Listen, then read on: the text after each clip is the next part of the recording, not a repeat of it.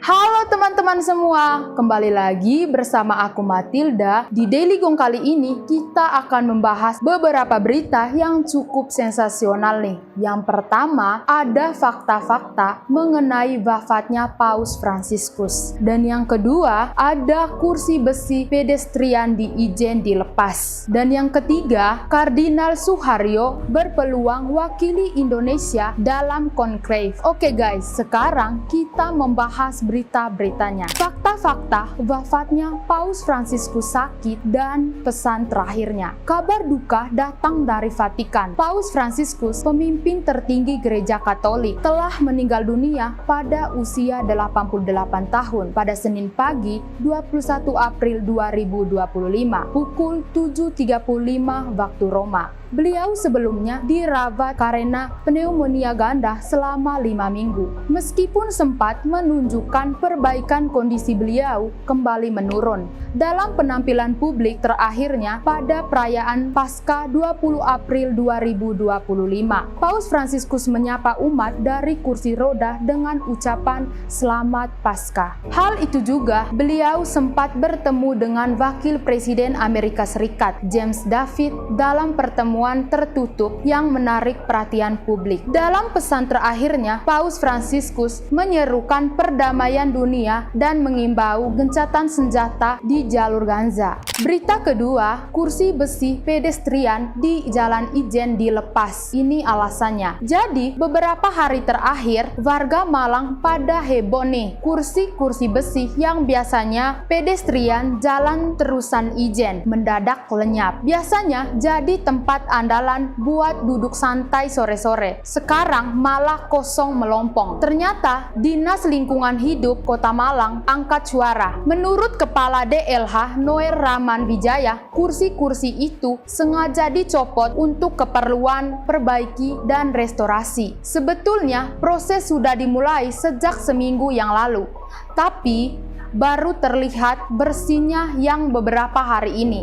Makanya jadi ramai. Kata Rahmat saat diwawancarai, alasannya banyak laporan dari warga soal kerusakan seperti besi berkarat, permukaan tidak nyaman, hingga struktur yang dimulai rapuh. Kami pilih untuk direstorasi, bukan diganti baru, karena memang anggaran terbatas, ujarannya. Soal kapan akan kembali dipasang, DLH belum bisa memastikan. Pasalnya, mereka masih melakukan pendataan kondisi kursi satu persatu. Lalu, kemana kursi-kursi itu pergi? Ternyata, tak semua bakal balik ke pedestrian Ijen. DLH mempertimbangkan mendistribusikan sebagai kursi ke taman-taman kota yang butuh fasilitas duduk. Kalau dari kajian nanti, ada taman yang butuh, bisa saja kursinya kita pindah ke sana. Tandas Rahman. Jadi, buat kalian yang biasa nongkrong di Jalan Ijen, sabar dulu ya sambil nunggu kursinya balik atau pindah ke taman lain. Mungkin bisa cari spot santai lain dulu. Next, berita ketiga, Kardinal Suharyo berpeluang wakili Indonesia dalam konklave pemilihan Paus baru. Jadi, setelah wafatnya Paus Fransiskus, Gereja Katolik memasuki masa kursi kosong. Tahta kepausan dalam waktu dekat, para kardinal dan seluruh dunia bakal berkumpul di Vatikan untuk mengikuti konklave proses pemilihan Paus baru. Dan yang menarik, ada satu nama dari Indonesia yang berpeluang ikut serta Kardinal Ignatius Suharyo. Kardinal Suharyo, Uskup Agung Jakarta, menjadi kardinal ketiga dalam sejarah Gereja Katolik Indonesia setelah diangkat oleh Paus Fransiskus pada 5 Oktober 2019.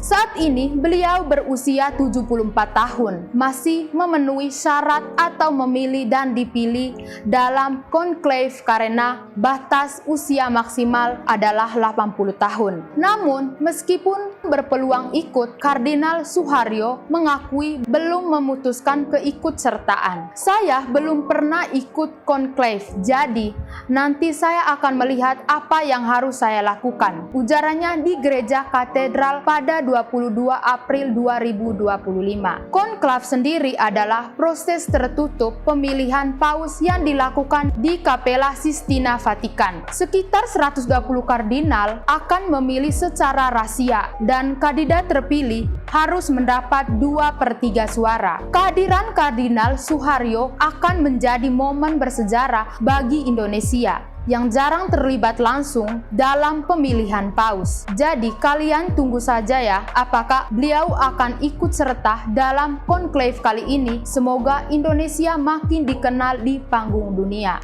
Oke guys, itu dia rangkuman berita menarik hari ini. Jangan lupa ikuti terus Daily Gong supaya nggak ketinggalan update terbaru dari Daily Gong. Aku, Matilda, pamit dulu. See you!